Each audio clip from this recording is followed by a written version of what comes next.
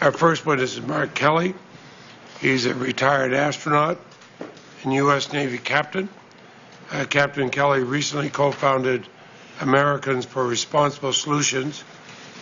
This is an advocacy group that promotes solutions to prevent gun violence and protect responsible gun ownership. He did it with his wife, former Congresswoman Gabrielle Giffords. So, Captain Kelly, please go ahead, sir. Thank you, Chairman Leahy and Ranking Member Grassley, for inviting me here today. I look forward to a constructive dialogue with your committee.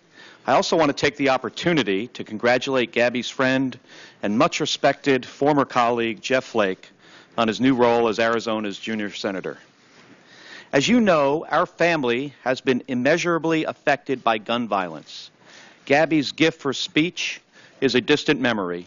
She struggles to walk, and she is partially blind. And a year ago, she left a job she loved, serving the people of Arizona. But in the past 2 years, we have watched Gabby's determination, spirit, and intellect conquer her disabilities. We aren't here as victims. We're speaking to you today as Americans. We're a lot like many of our fellow citizens following this debate about gun violence. We're moderates. Gabby was a Republican long before she was a Democrat. We're both gun owners, and we take that right and the responsibilities that come with it very seriously. And we watch with horror when the news breaks to yet another tragic shooting. After 20 kids and 6 of their teachers were gunned down in their classrooms at Sandy Hook Elementary, we said, this time must be different. Something needs to be done. We are simply 2 reasonable Americans who have said enough. On January 8th of 2011, a young man walked up to Gabby at her constituent event in Tucson, leveled his gun, and shot her through the head. He then turned down the line and continued firing. In 15 seconds, he emptied his magazine. It contained 33 bullets, and there were 33 wounds. As the shooter attempted to reload, he fumbled. A woman grabbed the next magazine, and others restrained him. Gabby was the first victim. Christina Taylor Green, 9 years old, born on 9/11 of 2001, was shot with the 13th bullet or after, and others followed. The killer in the Tucson shooting suffered from severe mental illness, but even after being deemed unqualified for service in the Army and expulsion from Pima Community College, he was never reported to mental health authorities. On November 30th of 2010, he walked into a sporting goods store, passed a background check, and walked out with a semi-automatic handgun. He had never been legally adjudicated as mentally ill, and even if he had, Arizona at the time had over 121,000 records of disqualifying mental illness that it had not submitted into the system. Looking back, we can't say with certainty, only if we had done this, this would have never happened.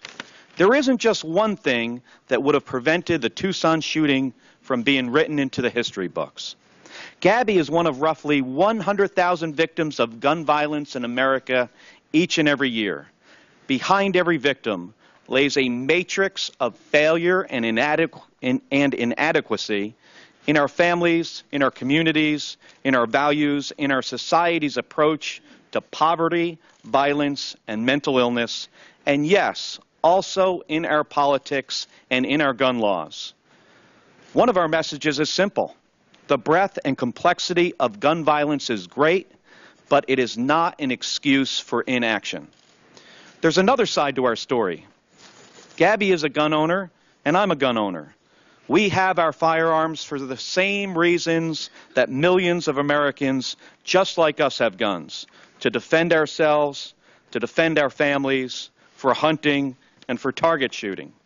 We believe wholly and completely in the Second Amendment, and that it confers upon all Americans the right to own a firearm for protection, collection, and recreation. We take that right very seriously, and we would never ever give it up, just like Gabby would never relinquish her gun, and I would never relinquish mine. But rights demand responsibility. And this right does not extend to terrorists, it does not extend to criminals, and it does not extend to the mentally ill. When dangerous people get guns, we are all vulnerable. At the movies, at church, conducting our everyday business, meeting with a government official. And time after time after time, at school, on our campuses, and in our children's classrooms. When dangerous people get dangerous guns, we are all the more vulnerable. Dangerous people with weapons specifically designed to inflict maximum lethality upon others have turned every single corner of our society into places of carnage and gross human loss. Our rights are paramount, but our responsibilities are serious. And as a nation, we are not taking responsibility for the gun rights that our founding fathers have conferred upon us. Now, we have some ideas on how we can take responsibility. First, fix gun background checks. The holes in our laws make a mockery of the background check system. Congress should close the private sales loophole and get dangerous people entered into that system. Second, remove the limitations on collecting data and conducting scientific research on gun violence. Enact a tough federal gun trafficking statute. This is really important. And finally, let's have a careful and civil conversation about the lethality of firearms we permit to be legally bought and sold in this country. Gabby and I are pro-gun ownership. We are also anti-gun violence. And we believe that in this debate, Congress should look not towards special interests and ideology, which push us apart, but towards compromise, which brings us together. We believe whether you call yourself pro-gun or anti-gun violence, or both, that you can work together to pass laws that save lives. Thank you.